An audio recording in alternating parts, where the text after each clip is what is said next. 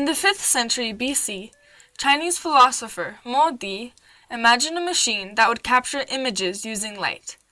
Mo Di's idea was the kernel of what, 2,000 years later, would become a magical machine. In the 1930s and 40s, the camera, through the new field of photojournalism, had a significant impact on both the American debate over how to respond to, and on the outcome of, the Chinese Civil War. A practical camera was not developed until the late 1800s. The first small-format camera, the Leica, was mass-produced in 1924. The new portable cameras allowed photojournalists to change angles and move quickly. Instead of dragging heavy machinery onto the battlefield after a clash, photographers could record real action during a war or event. In the 1920s and 30s, China became front-page news in America due to the unfolding of its bloody civil war. At the time, Americans obtained the bulk of their news through newspapers and the radio. TVs were not used until the late 40s. Newspapers contained few photographs and were occasionally illustrated with drawings and cartoons. But in the 30s, photojournalism burst onto the news scene as an innovative, popular means of communication. Timely, awe-inspiring, and enlightening, photojournalism transformed magazine and newspapers. The Chinese Civil War was one of the first major conflicts where photographers could take battlefield photos and print them for the public within days. 3 photojournalists that contributed significantly to American understanding of the conflict in China were Utah-born Helen Foster Snow, Hungarian Robert Capa, and Frenchman Henri Cartier-Bresson. For 4,000 years, emperors and empresses ruled China, but in 1912 the last Chinese dynasty fell. A power vacuum resulted, and warlords all across China asserted their individual power. Southern warlords supported Sun Yat-sen, a doctor and political leader, in establishing the Kuomintang, or the Nationalist Party. In 1925, Sun Yat-sen died, leaving Chiang Kai-shek in charge of the Kuomintang. At this time, the Communist Party of China, led by Mao Zedong, was gaining membership. Writer and photographer Helen Foster Snow was born in Cedar City, Utah in 1907. In 1931, she moved to Shanghai and quickly changed from a naive country girl into a sophisticated revolutionary woman. She arrived during the era of Japan's invasion of China's Manchu province.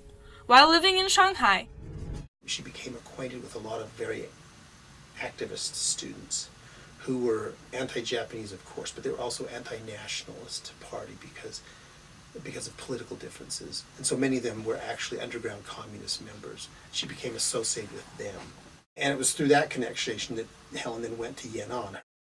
When she went to Yan'an, of course, she had photographs of Mao Zedong and Zhou Enlai and high-level Chinese leaders that Westerners had probably never seen before. The northern city of Yan'an was established as the communist capital after the Long March in 1934. This was a grueling and deadly 6,000-mile communist retreat to safe ground. The Nationalist Army had instructions to prevent Helen from going to Yan'an. They placed an armed guard around her at all times, but in the middle of the night she snuck out of her bedroom window and began the long journey north. In Yan'an, she became one of the first journalists to interview and photograph many high-profile communists. As Helen watched, camera in hand, Chinese politics became increasingly complicated. At first, the Communist and Nationalist parties had had an amicable relationship. They even shared members. But in 1927, everything changed. A train full of Kuomintang members pulled into a Shanghai train station, packed with their communist brothers and sisters.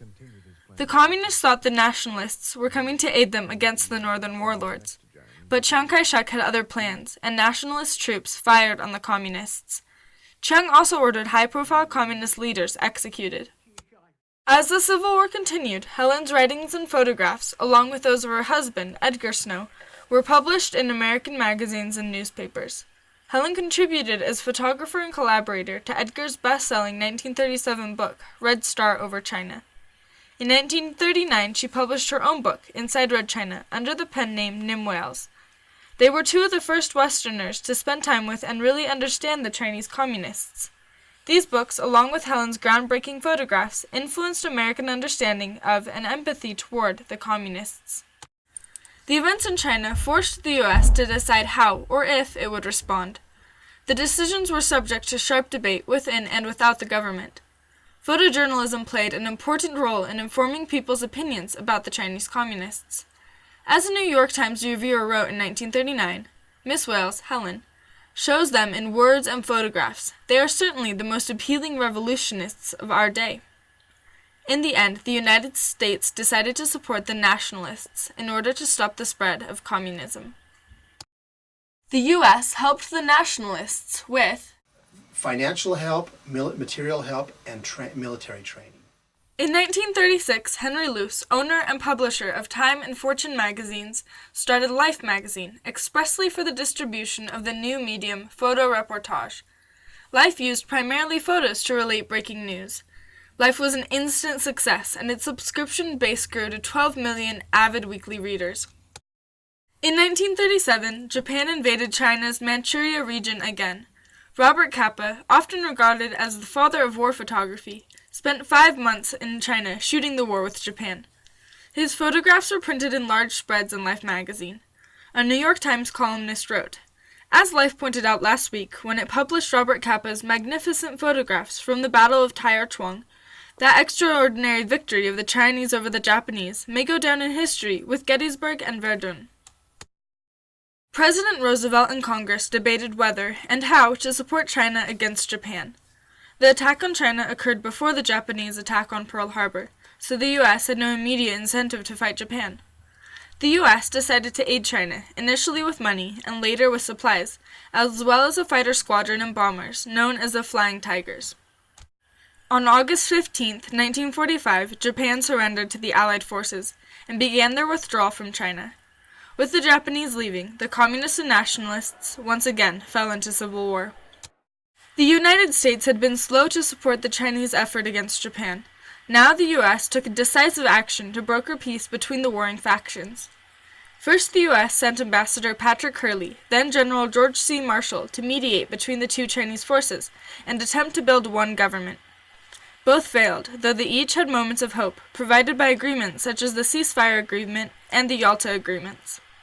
Marshall probably gave it a good shot. I think he truly wanted to try to get the Chinese nationalists and the Chinese communists together, and he gave it a good shot, but in the end failed, and I think said, well, it won't work and we're not going to back the communists. Henry Cartier-Bresson, considered by many the father of all photojournalism, traveled to China in 1949 and photographed the end of the Civil War. In January 1949, Life published a photo essay by Henry with some of the last photographs of Beijing before it fell to the communists. The accompanying article read, "The people expected the communists would take the city. Everywhere the desire for peace, no matter what the price, was doing almost as much as the communists to destroy Chiang Kai-shek's China." Later, Life published more of Henry's photographs, showing panicking masses in Shanghai attempting to buy gold before the communists took over.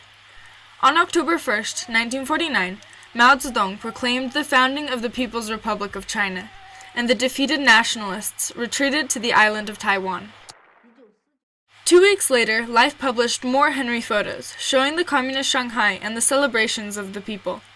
With the war over, now the U.S. debated what sort of relationship to establish with the communist government. Against the wishes of some, the U.S. completely severed relations with mainland China. This position lasted until 1972. The Chinese Civil War and Japanese attacks on China created decision points for the U.S. that were heavily debated. The U.S. and China eventually succeeded in beating back the Japanese, but U.S. efforts to keep China a non-communist state failed. The decisions taken by the U.S., namely supporting the nationalists and refusing for decades to recognize the communist government, had long-lasting consequences. They influenced the U.S. decision to participate in the Korean War, and even today shape America's relationship with China. The new field of photojournalism, a source of information that today we take for granted, succeeded in opening America's eyes to a more complete understanding of China and its people. These photos also significantly influenced the debates within the U.S. over how to respond to the bloody Chinese conflicts of the time.